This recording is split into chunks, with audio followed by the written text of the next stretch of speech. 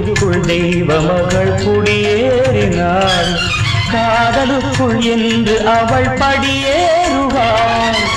சிரிக்கின்ற தங்கச் சிற்பம் தேரில் வராதோ, சிலை வண்ணம் அங்கே கலை உள்ளம் இங்கே.